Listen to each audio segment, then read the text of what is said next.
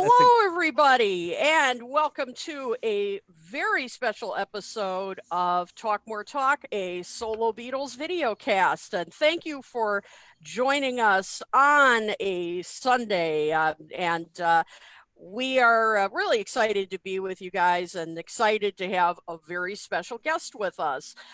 We are going to talk some vinyl, and we are also going to talk about our upcoming 50th episode that we're very excited about. So, and that will be on September 21st. But we know you guys, have been missing us as we've been on this short break. So we decided to give you a little fix of Talk More Talk. So we have some really fun things to talk about in this mini episode. But before we do, let me introduce myself, my esteemed co-host, and our very special guest.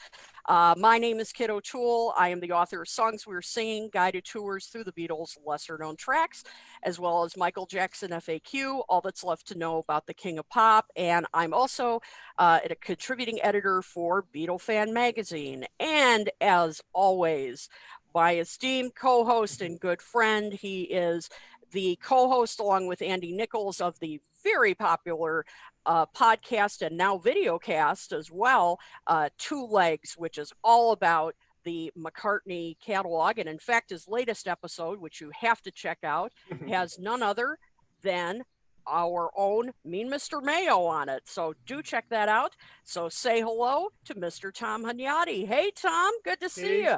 Hey, kid, how you doing? It's good to be here, and let's talk some vinyl. Absolutely. I know that this is your favorite subject. So I know this is this is your dream come true. And our very special guest, and by the way, I was waiting for you to introduce me. Yeah, that's right. And by the way, this is not going to be his last appearance on this show. This is just his first. So this is just the mini episode. This is just the teaser for the in due time. I'll be taking over the show. One of the five, I'll replace one of them eventually. That's right. And we have talked about this gentleman on our show before. He is the creator and host of the podcast Fans on the Run, which is all about fans, as the title would suggest, and how they became Beatles fans. He has had all of us on the show on Talk More Talk, and we've all had a great time talking about how we became fans and how the Beatles have impacted our lives. And he's had just a variety of people on him. We'll talk about that later. So, and he just turned 18 years old, so he's really the future of Beatles fandom. So we're really excited to welcome. I was waiting for that quote to come up. Yes, yep, welcome him to the family. So, ladies and gentlemen, please welcome Ethan Alexanian. Ethan, welcome to Talk More Talk. The way you said "welcome to the family" made me feel like I'm in like The Godfather or something. I know, that's right. And still got some dues to pay. Don't get too cocky just yet. But yeah. And once you're in the family, you can never leave. Exactly. Before we get to our main topic, I just wanted to mention quickly, go over to Paul McCartney's YouTube channel. He just dropped a new video today for Great Day from the Flaming Pie box set. And at about 1 minute in, you may recognize somebody that's very popular in the Beatles community, Rick Glover. He's about 1 minute in. You will see him floating in a pool. The original fan on the run. The original fan on the run, who has been on Ethan's podcast. And he's floating around in the pool holding up a sign. And the whole video is just clips that fans sent in of them just, singing along and doing fun things. It's really a cute video. So do check that out. Right. So Ethan, are you paying him royalties then for stealing his Fans on the Run? Next question. Oh my gosh. So the reason that we're here today for this mini episode is that Ethan mentioned us. He has something really special, a vinyl find to show that we in the States are green as an apple, pun intended. That You're giving away the details.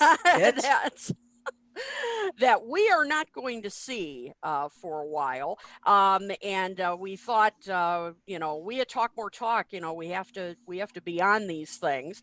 And so we invited Ethan to come on to show you that, as well as some other vinyl finds from Record Store Day and some other vinyl finds, I believe, that from past Record Store days. So Tom, as everybody knows, is the vinyl king. Oh, don't say that. I may be the queen. I may be the queen. I may be the queen of No. Beatles media, but he's the vinyl king. No. So I am going to turn this part over to Tom, and have you guys talk some vinyl. So, All right. and you guys and everybody who's watching, if you have questions, yes, please leave them in the comments, and I will be keeping track of them. Yes. So what Kit's doing is she's pretty much checking all this out and making sure that we're going to be ready to go for the 21st, and just getting used to how we're going to do this show. So thank you, Kit, for doing that and making sure that we're prepared for the 21st. So that's a great thing. So Ethan, so I remember not too long ago, last month to be exact, you messaged me saying that we were talking about the McCartney first album being released on Record Store Day, and I had told you, I believe I told you it was next month, and then you had heard, I guess, that a store in Canada was going to get it. Yeah, it was quite strange. It's one of my local stores. They usually post the list of what they're getting in, and at first I had even heard that they weren't going to put out the Instant Karma single in Canada. Oh, really? Because there's been some that kind of things happened before. Last year we didn't get the McCartney picture disc. Oh, okay. And I was quite disappointed about that. And so were you able to find it? Eventually? I was able to find it. Okay, cool. Hold it up. Hold it up. Yeah. So this was the Black Friday Record Store Day release of In a Hurry and Home Tonight. Oh, that nice! That is really cool vinyl. Yeah, it's a beautiful picture disc. It's one of the better Record Store Day releases from Paul, I think. So. Yeah, especially considering the one from the year before was pretty kind of bare bones. The "Come On to Me, I Don't Know" single. Right. Still a picture disc though. Which I also have right here. Ta-da! Oh, hold it up! Hold it up! I feel stupid because I actually waited in line for this, and that's part of the Record Store Day, buddy. No, I know, but when you can find it in the stores for like the rest of the next 2 years without any issues. Well, when they do 7,000 copies each, I can understand that. Well, but they also do like 7,000 copies each of the Pink Floyd records, and those sell out like that. Yeah, that's true. That's true. So, all right. So moving on then, we both weren't really 100% sure for Record Store Day, and now as I have said in the past, my wife and I, we this is an event for us. We cherish Record Store Day. We usually get in line anywhere between 1 to 3 o'clock in the morning, and we find it worth it just because there's a lot of items that are under 1,000 copies that we like to try to get, and a lot of times our stores will get it, so we want to make sure that we're first in line, and we've been in first in line now for the last 4 or 5 Record Store Days. So 1 to 3 o'clock in the morning. Yeah, absolutely. Last month our store was open at 7, so we got in line about 1:30 just to make sure that we were first in line. So yeah, we love it. So we want to make sure that we get what we want, and we usually do. So, and that's what you can only do if you're first in line, really, you know? So unless it's like this, the McCartney release or Lennon release that's, they released 7,000 copies of it, you're almost guaranteed that you can go there when the store opens, and they'll still probably have, 1 or 2 copies left. But you went to your store. So tell us about the store that you go to in Canada. Well, one of my stores that I frequent is a store in Kitchener, Ontario called Encore Records. They do a lot of really cool stuff for Record Store Day, and they seem to get in the most stock. Out of all the big releases, they usually have everything. Mm-hmm. And so for the last few years, I've been going there Okay. lining up so I can get What everything time I do you want. usually do you line up before they open, or what? I line up before they open. This Okay. year I got, last couple years I got there at 7 a.m. They open at 8. Okay. And Now, where are you in line usually then?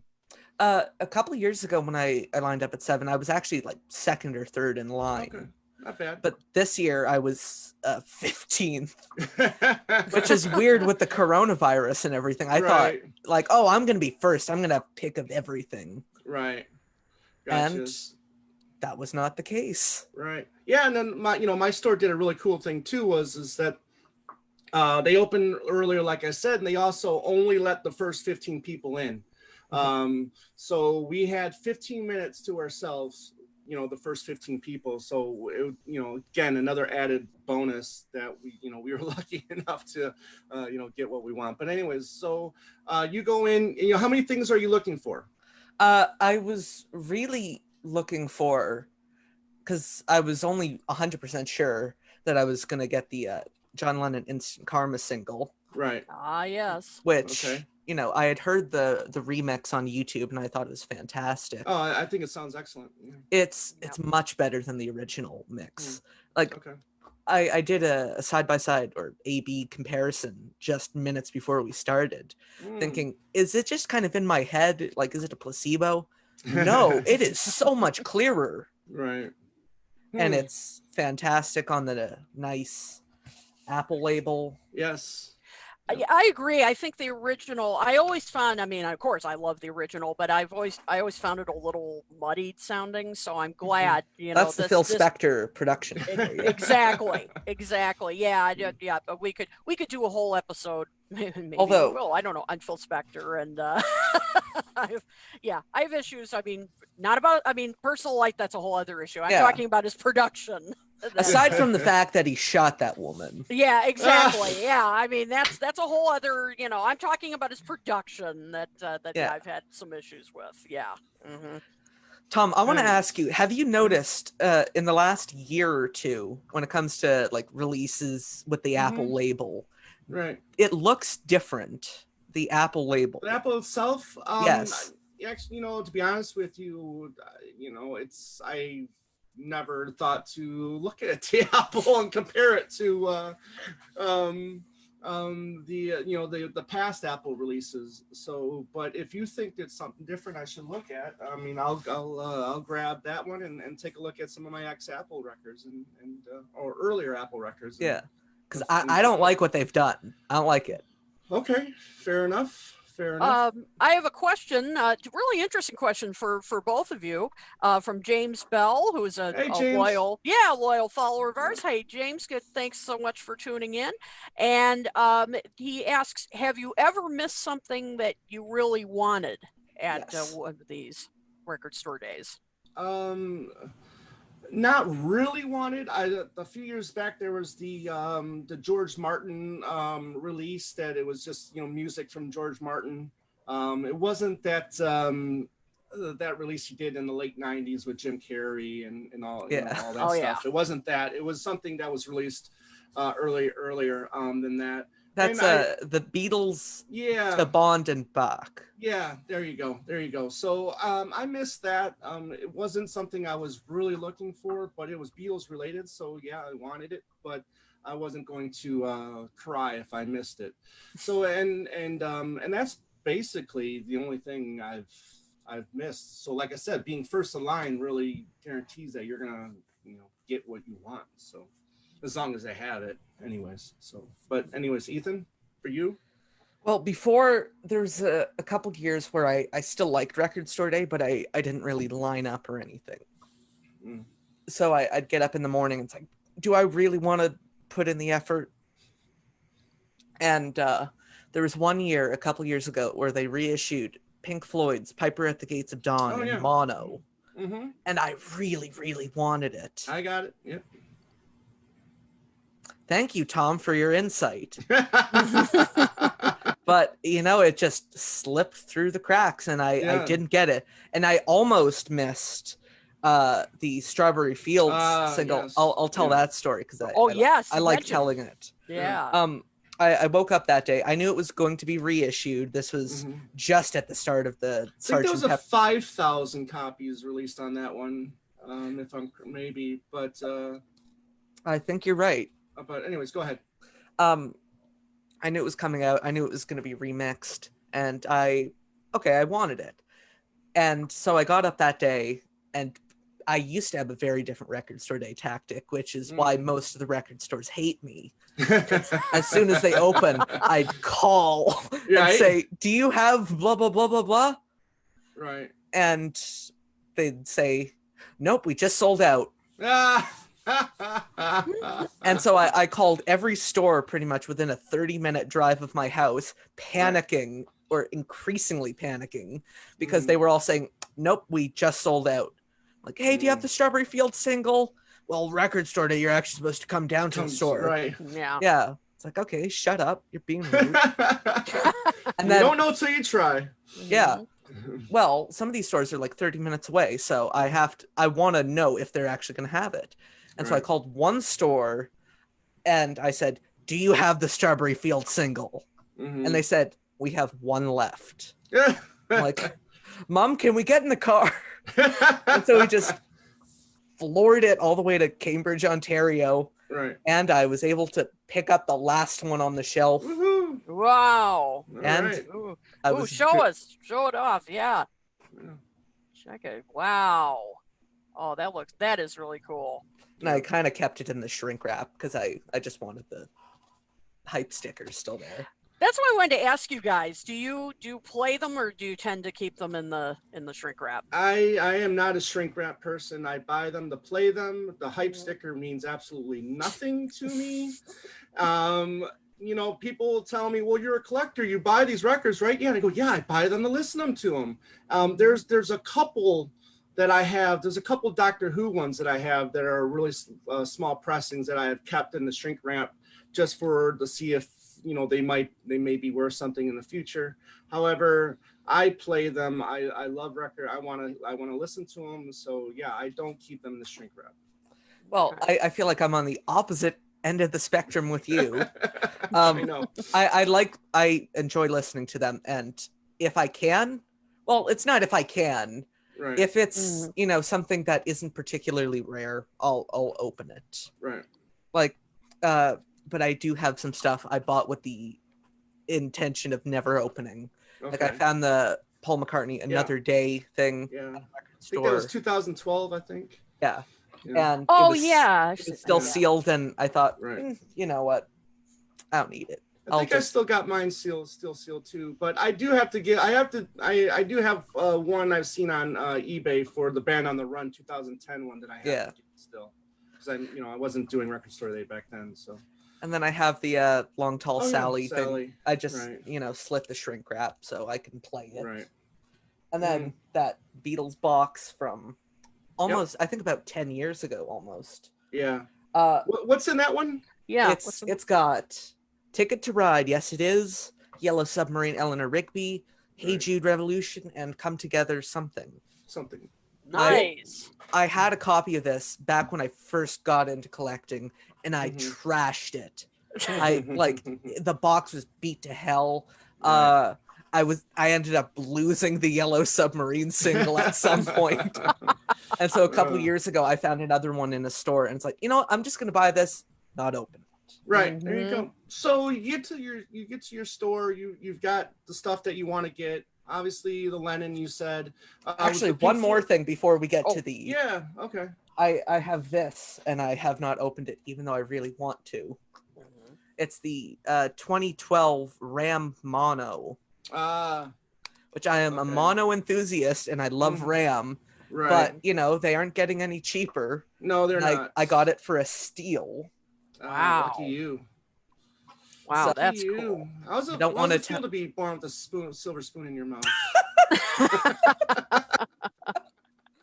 Oh, anyways, I'm teasing. Oh, what? Anyways, So what? Were you gonna say something, Kit? Oh no, I was just going to say, Caitlin Larkin. Hey, Caitlin. Hey, Caitlin, good to see you. Yeah, she compromises. She says she plays it once and then keeps it in the shrink wrap. So that's a good compromise. I guess so. So, Yeah. and See, James. oh, go ahead. Oh, and just James Bell has to open and play. They're for me to Right. enjoy in my lifetime, not for resale or anything. Right. Yeah, Yeah, well, see- yeah, I think none of us would Right. resell these. That's for sure. And one of the good things about going with somebody too is that, you know, if you do want 2 copies, one to play, one to, you know, keep in the shrink wrap, you know, you just have the person that you go with buy the second copy, because they'll make sure you only get 1 copy of each, you know. Exactly. Or a good store will make sure that they do that. You know? So, but anyway, so you're going in, you know what you want. You know, so tell us about the experience then going in. Well, I wanted the Instant Karma because I knew they would have that. I wanted the Pink Floyd Arnold Lane live single, right, which you can see in the thumbnail for this video, right, which is ripped right from my own Facebook page, with my bed quilt and all. Which is lovely, as I said. Yeah. Don't start with this again, Kit. Aw. Aw, so precious. Yeah. And I thinking maybe the David Bowie Changes Now Bowie. Yeah.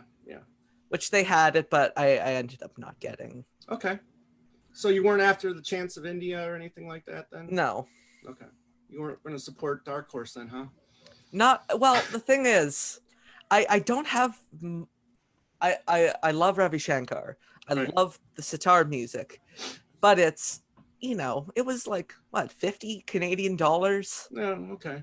It's like, I want it, but I don't want it like $50 badly. Right. No, I understand. Yeah. There's this, you know, this year we had to, you know, choose wisely what we want. So I made sure that 3 years from now, when I can find this in the record store. Yeah, dollar bin. Right? Yeah, right. Yeah, along with the Anyways. 50 copies of the last few Kink singles. Right. I was fortunate. You know, they only had 1 copy, so I picked up the only one they had. So I was fortunate there. So getting in, you all right. So it pretty much confirmed that going in then that they had the McCartney then. Yeah, they had it listed on their website, and I thought, well, that must be a mistake. It's not on the Instant Karma wasn't on the Canadian website at all, and McCartney said coming out September 26th, record store day, drop number 2. Okay. And but they had it listed. I'm thinking maybe they got their shipment in early and they put it in there by accident, and you know it's still just going to be released next month. Right. So did they have multiple copies? They did have multiple copies. Okay. Wow. Like, and you put mine in the mail, right? You sent mine. Of course. Mine's still in the mail, right? Yes, I'm just waiting on the check. Okay. Oh yes, yes, the check. They had, I think, about a dozen copies. Oh great. Wow. Yeah. It was not a particularly hard one to get. But I walk in. Actually, the night before they do this, they posted like a video just walking around the store, so you know where it is, and you can see the price stickers. And I was just kind of, is there going to be the McCartney one? And then all of a sudden, boom, right there. Wow. The bowl of cherries. All right. So what did you grab first? I grabbed the Instant Karma because that was the first one I saw. Right. Okay. It was the closest in proximity to the door. Gotcha. Then I got the Pink Floyd Arnold Lane, which I didn't bother to grab because it's still in my shelf. Okay. Sounds great. And then I saw it. Yes. I feel like there should be a fanfare right now. Fanfare on the run. Show it. Boom. Boom, boom, boom, Yeah. boom. All right. There Cool. it is. Yes. So it's got a sleeve, or it's got a little side piece on there, like the flaming pie. It's got it covers the spine, which I thought it was going to be. I don't have the flaming pie one yet, but I thought it was going to be kind of like an Obi strip, how it goes over the top. Exactly. I thought it looked like an Obi strip as well. But it has a spine, so it just goes like that. Okay, cool.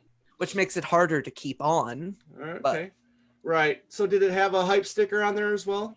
It did not have a hype sticker. Okay. This is the All right. hype sticker. Yeah, because I found it curious too, because one of the other things that I wanted really bad was the Elton John LP, and that didn't have any helps or hype sticker on it either. So I was kind of surprised by that. It just had like But a record It was store just day a sticker. No, it didn't have that. It was just a clear whatchamacallit, the wrap around it. Oh yeah, shrink wrap. So shrink Yeah. wrap. Yeah.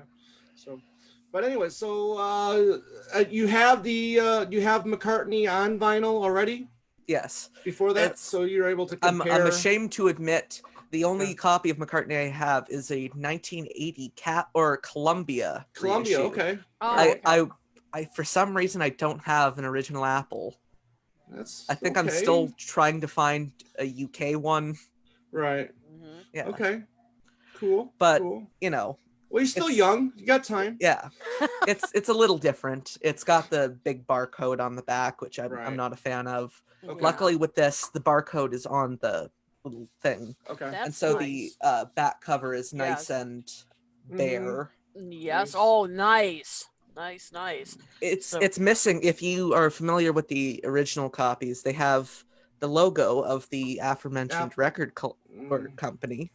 Yep. okay. It's not on here, Hmm. and gatefold is the Yes. same. Ooh. Yeah. It's it's McCartney. And but the then- sleeve. Yes. Show us the sleeve.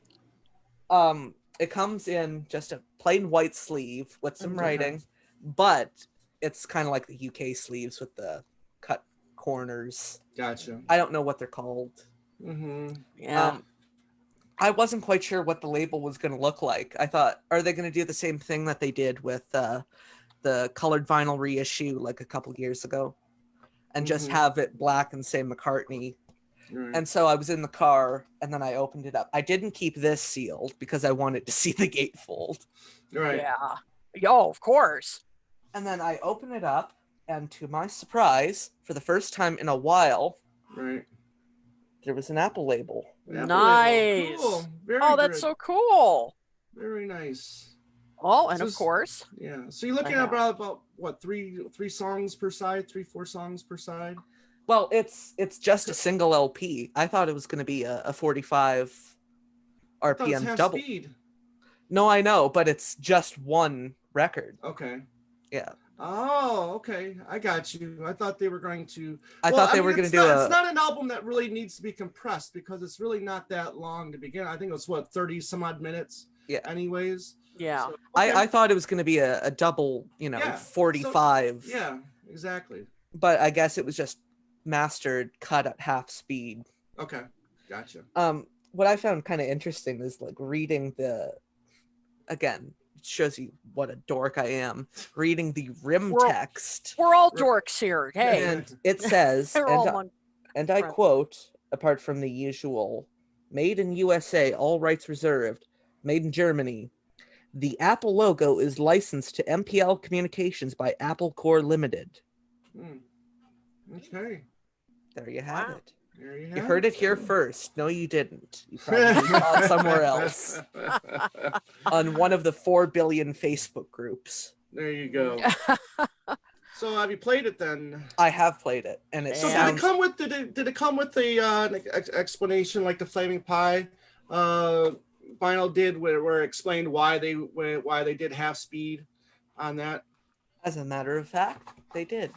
Very good. I completely forgot about it until you just mentioned it. Yeah. See, that's when you get to expert level, you'll be.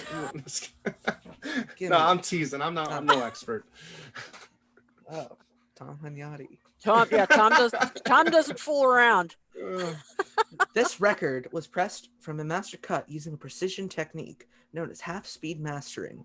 The procedure requires the source master and the cutting lathe to run at half speed on a specially adapted Newman VMS-80 lathe. It's basically just technical mumbo jumbo, but it right. has a nice little embossed Paul McCartney half-speed mastering Abbey Road Studios and then the signature. Okay, cool.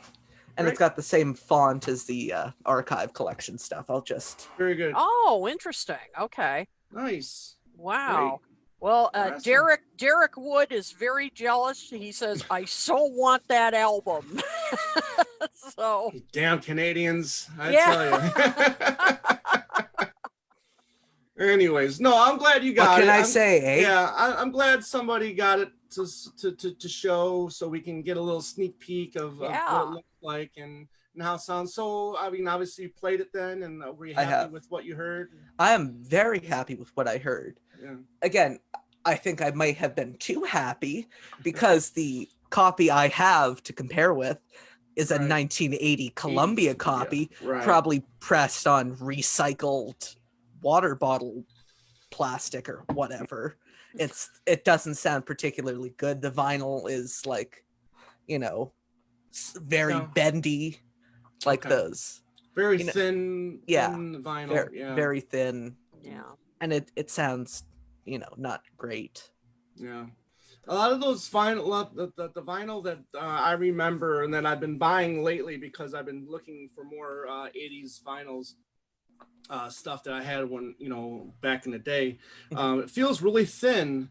And I remember also that there was a big deal about raising the prices in the early 80s as well. So, which was, I think, Tom Petty had an issue with. So it's almost like you were getting less quality, but, you know, having to pay more for, you know, for your vinyl. But Well, anyways, the record quality right, started to like go down from what I've read, you know, around like 72 when RCA had this Dynaflex stuff. Okay. Which is the reason why a lot of the early like Bowie albums sound like garbage in the US. Gotcha. So did you end up getting the Bowie changes now too? I did not end up getting the Bowie changes now. Okay. Did they have it or no? They had plenty. Okay. I just Gotcha. you know, I listened to it on Spotify and it's like, okay, this is interesting. Gotcha. It's no Laughing Gnome or anything like that. Well, I can show the Chance of India if you want. Oh yeah. I would love to see that. Yeah. Yeah, and I apologize that the comments scroll by, but so there's but somebody commented. I apologize. I didn't see who said it was really. It's a really cool album, really interesting. And Rob Gertson, who's hi Rob. Hey Rob, good to see you. Says congrats, Ethan, with your Macca first. I'm the first one in the world. Yes, you are. Don't quote me on that. Yeah. But anyways, if anybody's out there that has the George Harrison Ravi Shankar box set called Collaborations, they'll know that this this record or CD is in that set. So I used to have that, and I can tell you this is not my favorite Ravi Shankar record. It's a lot different than, you know, stuff that you might have heard in the, you know, in the 60s from Rabbi.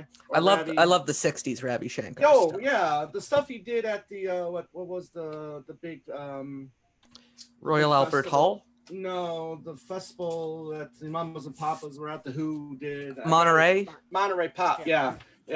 Well, you know, that was really cool. Which that's actually something I'm looking for. In the next Criterion box set, it's really nice. Well, no, I mean in the Record Store Day drops in October. They're doing a Who Monterey for the first time. Right. The whole Monterey thing, Great. and I'm a big Who fan, and I love the Monterey performance. Yeah, it's very electric. It's great. It's fantastic. Yeah. So it's on red vinyl, which I'm kind of getting a little bored on red vinyl, but it's translucent as you can see. Yeah, And, Is it just me? That's cool. Does the label look small? Not really. I don't think it looks any smaller than normal. I mean, there's no reason for it to be smaller because there's a lot of room in the center for a larger label. So I don't see why they needed it to be any smaller than what it is. So. Guess it's just my brain playing tricks on me. I'm a little disappointed with the newer vinyl. I wish they had the protective sleeve and stuff in there instead of just the cardboard. You know, because these are pricey vinyls and they should be in better protected sleeves. The McCartney one came in, the sleeve was just cardboard, but the John Lennon one came in a nice. Exactly. Once you show that, they can see how the difference. I mean, that's better protection. Not just that, it's a poly-lined. Right. Oh, nice. Yeah. Well, that's even better. Right. Just like the Beatles singles collection that came out last year, Yes. identical Right. inner sleeves. Yeah, so I think it makes a world of difference to have the records come in. Well, and as you said, I mean, they're asking you to pay, Yeah. some money. So, I mean, they should have that extra protection. And plus, Right. it would cost them, what, an extra 30 cents? Oh, Exactly. yeah. I mean, it's If yeah. that? Oh, yeah, so their third-born child won't get a boat for Christmas. Darn it. Jeez. Exactly. Now, Or maybe they're in cahoots with like the companies like Mobile Fidelity to sell Yeah, more of maybe those more. nice inner sleeves. now I've It's all always, a conspiracy, I tell ya. Yeah, It it's all a is. conspiracy. Now, I've always heard, is there a difference in sound between the colored vinyl and the regular vinyl? I've always heard. I think it's more picture discs that people will have, an issue with, which I would say don't play a picture disc, really. If you want to just keep it pristine and pretty. It's more of a collector's item. It's more of a collector's item for me. I'm probably going to pick up the Band on the Run picture disc from the 70s here in probably a week or two. And I have no interest in playing it at all. I just want it because it's a collector's item. Like but last year I got the Abbey Road picture disc, and I got just the regular LP box version. And I played the picture disc first. I'm like, okay, this sounds all right. And then I played the one with the same mix and everything from the standard. It's like, oh wow, this is a lot better. Yeah, and then when we talked about the picture disc last year, for the Black Friday, the McCartney one, Joe said it sounded great. I remember him saying, so maybe they improved the sound on picture disc. But I think a lot of it comes from like in the 70s and 80s, picture discs were not made very well. Right. So it's like I have okay, let's see. I have got Rupert the Frog song here, picture disc here. Yep. Well, I noticed with a lot of the old picture discs, they've yellowed. Yes. But I have yet to play this because I mean I know the song. I would just rather keep it in nice shape rather than listening to a bad picture disc sound quality. Yeah. But that's a good point, Ethan, is I have a Monkees picture disc, and it hasn't, from the 80s. I was gonna say, you have a monkey? Who are they? Yeah. Who are they? Monkeys. But it hasn't aged well. It's The music or the picture disc? The picture disc, young man. but no, I mean it hasn't aged well, but it's true, as you said, it has kind of yellowed, and it hasn't held up as well. So I hope that it's that they've improved the quality of them. I don't understand why colored vinyl gets such a bad rap. Like it does. Yeah, some of the best sounding Beatle records in the 70s, like some of the things audiophiles swear by for like later pressings are really like the UK white vinyl white album has one of the best stampers that was made after 1968. It sounds really clean and it's fantastic. I don't recall hearing a really bad colored vinyl listening experience yet. I don't, like I said, I mean the McCartney ones, I've played all the McCartney ones that have come out. They sound great to me. I haven't had a bad experience yet with the colored vinyl. I was just asking because I saw a documentary, maybe you guys have seen it, about Record Store, and I think Vinyl Nation. It was actually not just about record stores, but about vinyl itself. And there was a comment that this one, I'm trying to remember if she was a record store owner, or if she worked for a vinyl plant, and she's like, oh, everybody knows the colored vinyl sounds terrible, and acted like it was a rip-off, and and it's just another reason to get people to buy the same record, really. Exactly. That's why there were 6 different colored vinyl versions of Egypt Station.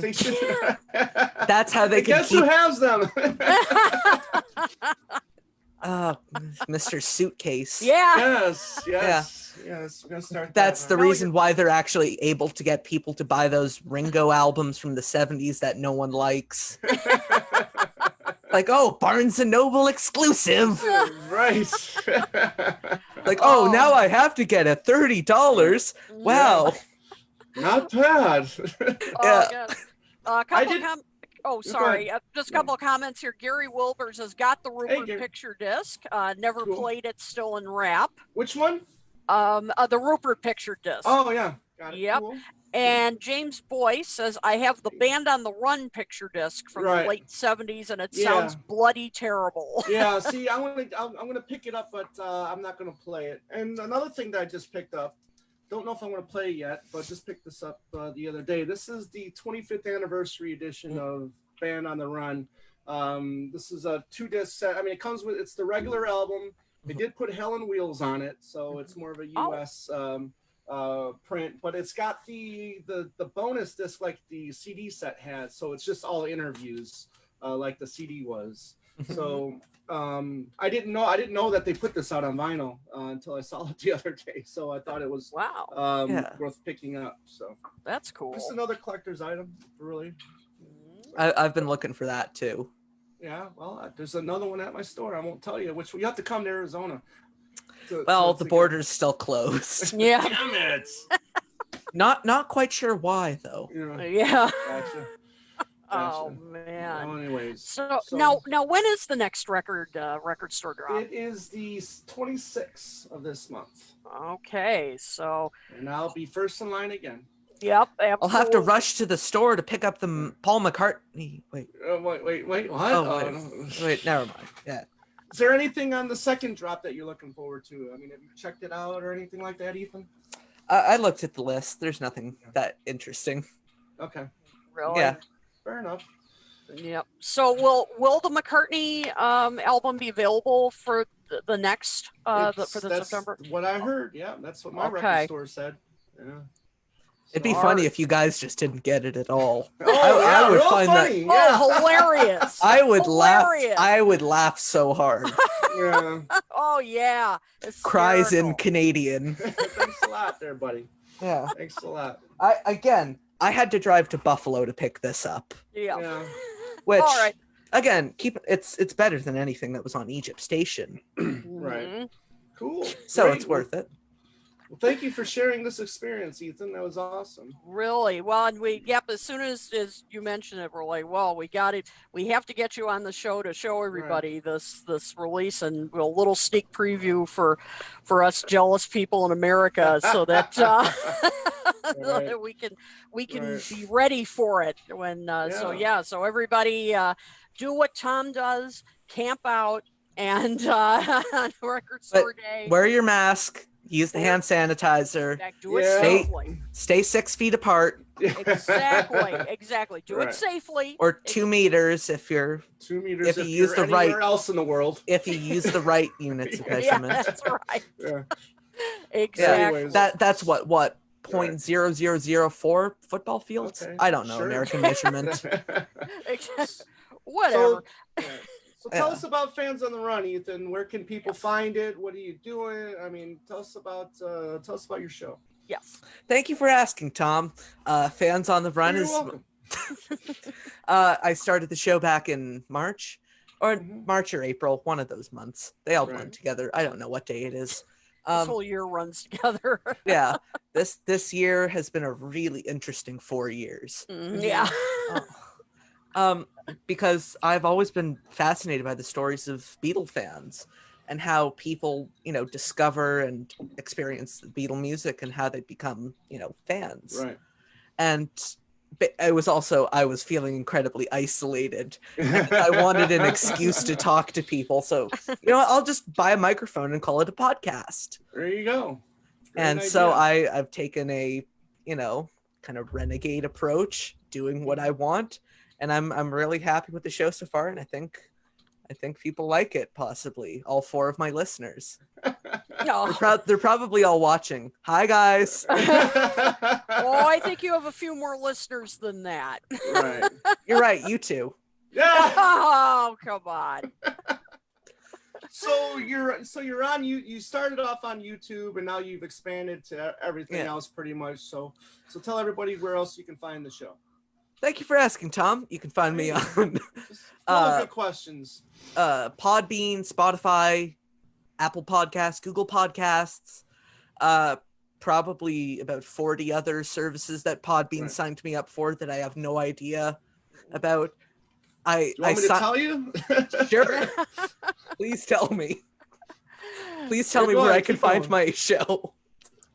It's a lot.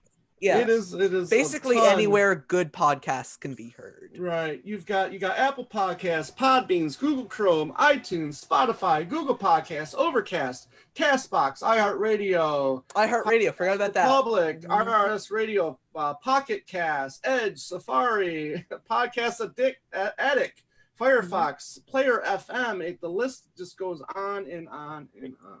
Yep. And give people an idea, like who, I mean, I mentioned you've had all of us on, but who else have you, just a few examples of who you've had on your show. Okay, so one of the most recent interviews I've done is with Bruce Spicer, which will be going up later this week.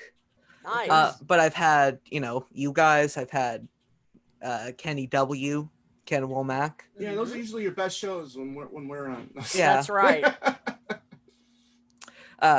All because of me, though. Yeah, of course. Wally Podrazic. Yeah. Who else have I had? Mitch Weissman from the original cast of Beatlemania. Right. Mark Benson from 1964, The Tribute. Yeah. A couple of the guys from the Fab Four. Yeah. Basically, our good friend Sam Wiles. Yep. Good old Sammy. Ivor Davis. Jude Kessler. Jude. Jude Sutherland Kessler. I've lost track. Yeah, so I mean, you've had a lot. John Montana, Richard Porter, David Bedford, Jackie There you Spencer. Right. There A you lot go. of names. Mark Lapidus. Mark Lapidus. Yes. Yeah. So Scott Erickson. Yep, that's right. Yep. So do check out Ethan's show. It's really I think it's a fascinating show because it's about fandom. It's about how how all of us became fans, and it was such fun to be a guest on there because it was so fun to reminisce and really reflect on how we all were first introduced to the music, the impact it had on our lives, and we can all relate to that. And so, I really encourage all of you to go over to, as we said, to YouTube. You can check out his YouTube channel. You can check out on all of those different platforms. Just look up Fans on the Run. Yeah. And I think you will in the future, it'll probably be beamed directly into your brain. That's right. Or whatever Elon Musk is doing these days. Whenever, yeah. When they finally start putting chips in all of our brains. Exactly. Yeah. I think you'll really, really enjoy it. It's a kind of a fresh perspective. And so speaking of you, Kit, you will actually be making a second appearance on my YouTube channel or platforms with a very unstructured conversation that took place about a month ago. Yes, it's indeed. Fantastic. It's one of my favorite things I've done yet. Oh, wow. And it'll probably be up sometime within the next 2 weeks. I haven't decided on a date. I don't know what the show's called yet. But it's stuff. It's really good. Yep. I'm saying that unbiased. Oh, okay. I have no stake in this. Cool. Oh, great. Yeah, we talked about all different kinds of music. It was so fun. We were talking about Stax. We were talking about Daft Punk. Yep. Rap. What what was the thing? Disco Duck. It went all over the place. Tom. My God. Don't think I'm joking here. Don't think I'm joking. I don't think you are. He's telling the truth. We talked about Disco Duck for about 10 minutes. Yeah. Wow. Was that the DJ guy that did that show? Rick Dees. That's right. Rick Dees did that. Yep, we just went all over the place. So yeah, that'll be a fun thing to listen to. So absolutely. So do check that out. I think Ethan, that both Kit and I wish you the best success with this show, and we hope that you continue doing this show for years to come. And I'm sure the guests are gonna get better and better. Even though we were your best. Yeah, I've already peaked. Yeah, it's all downhill from here. Yeah. Well, when eventually I'm going to probably try and get Mark Lewison, Well, said you every will. every Beatle podcaster Cast ever. Yeah, Yeah. exactly. That's Yeah. probably the line I'll use in the show. It's all downhill from here. Gary. Right. Rob Gertson says, I love Fans on the Run show, especially your way of asking questions. Yeah, Thank you. I feel it's kind of stale sometimes, so I'm No, it glad isn't. people think it isn't. Yeah. Mhm. For my friend Tom Brennan, who's also a friend of or a fan of Talk More Talk and Two Legs and Fans on the Run.